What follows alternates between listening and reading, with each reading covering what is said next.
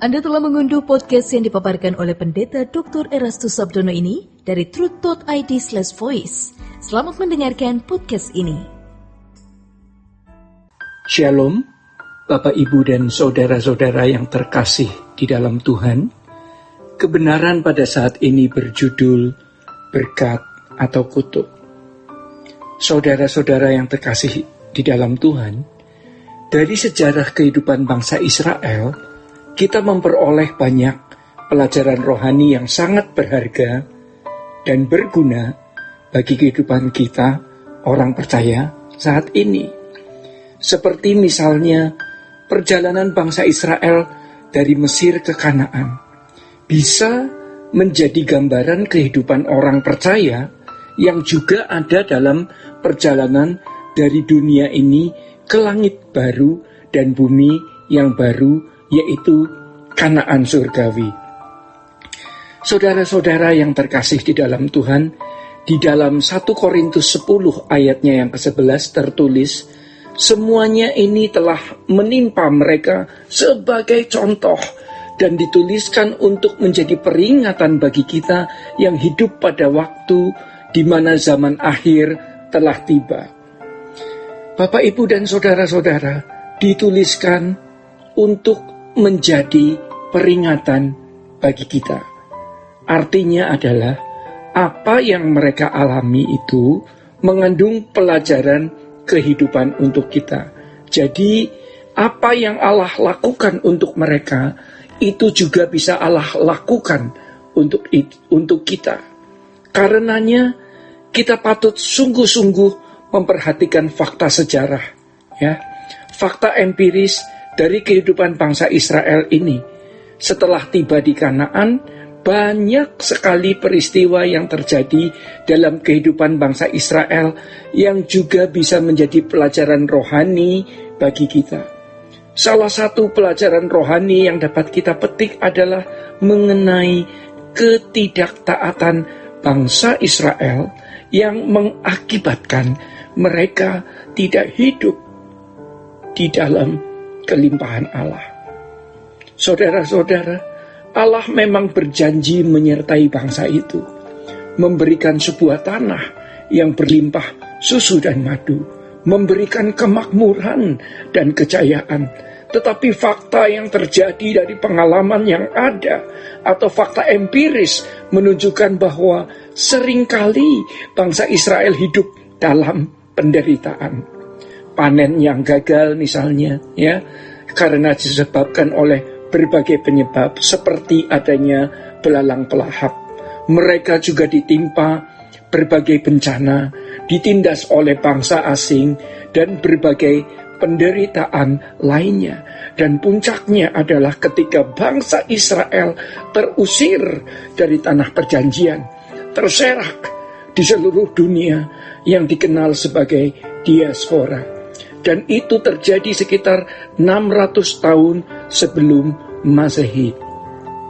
Bapak, Ibu, dan saudara-saudara yang terkasih di dalam Tuhan, negeri terakhir mereka, Yehuda, ya, yang berkedudukan di Yerusalem, runtuh oleh Babel.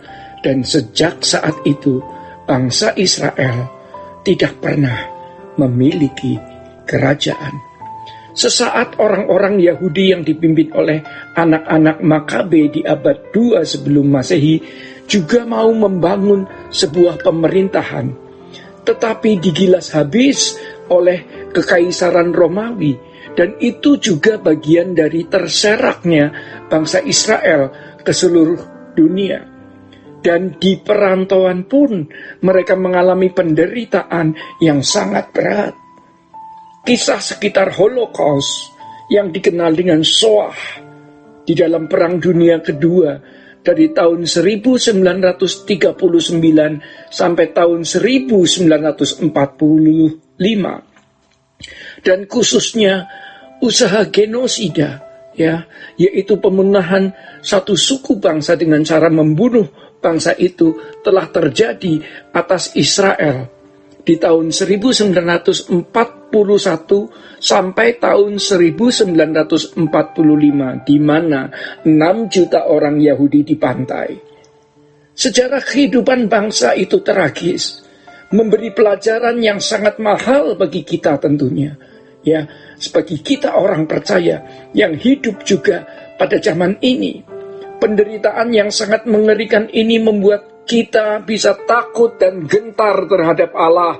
Oleh sebab itu, jangan main-main dengan Allah. Jangan sembarangan terhadap Allah yang hidup. Namun, pertanyaannya, mengapa bencana itu terjadi atas bangsa Israel yang adalah umat pilihan Allah? Jawabannya yang tepat adalah karena mereka tidak dengar-dengaran kepada Allah. Mereka tidak taat. Mereka tidak hidup menurut jalan yang Allah tunjukkan. Itulah sebabnya Tuhan memberikan kepada mereka perintah yang tegas mengenai kenyataan adanya berkat atau kutuk di dalam Ulangan 28. Jadi Bapak, Ibu, dan saudara-saudara yang terkasih di dalam Tuhan, kalau mereka hidup dalam ketaatan, mereka akan diberkati. Dan semua janji Allah terpenuhi.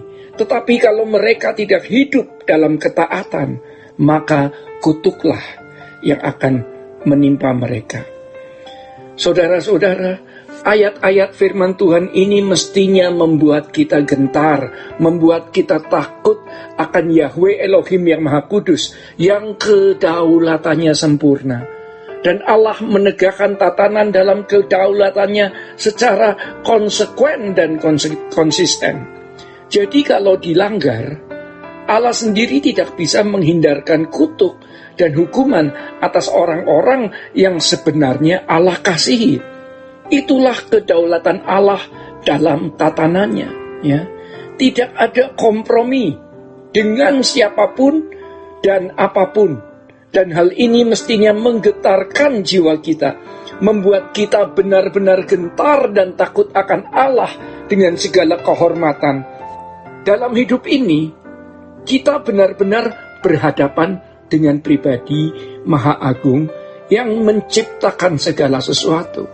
Pribadi agung yang memiliki kuasa, memiliki kerajaan dan kemuliaan sampai selama-lamanya. Pribadi agung yang berkata kepada kita umat pilihannya, kuduslah kamu sebab aku kudus. Seperti yang dituangkan di dalam 1 Petrus 1 ayatnya yang ke-16 dan 17. Jadi Bapak, Ibu, dan saudara-saudara yang terkasih di dalam Tuhan, Dia memperhatikan semua perbuatan kita, kudus atau tidak. Dari setiap kata yang kita ucapkan, dari setiap kata yang kita tulis di gadget kita, dari setiap renungan hati, pikiran, dan perbuatan kita, sudah tidak boleh lagi sembarangan.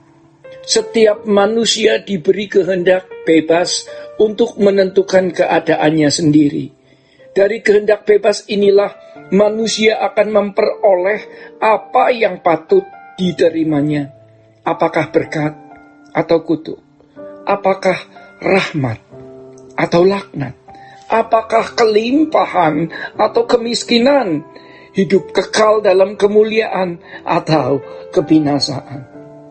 Bapak, Ibu, dan saudara-saudara, kita harus memilih, kita harus menentukan dan memetakan hidup kita sendiri. Dalam hal ini, manusia menentukan keadaannya sendiri. Keadaan kita sejak di bumi ini juga sampai nanti di kekekalan. Demikian Bapak, Ibu, dan saudara-saudari yang terkasih di dalam Tuhan. Tuhan Yesus memberkati.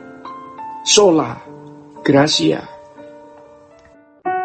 Untuk berlangganan renungan harian dalam bentuk cetak, silakan hubungi Truth Literatur di nomor telepon 0878 7870 7000. Untuk mendapatkan CD khotbah, MP3 renungan Truth, dan CD album lagu produksi Sola Gracia, Anda dapat menghubungi di hari dan jam kerja di nomor telepon 021 638 60953. Tuhan Yesus memberkati.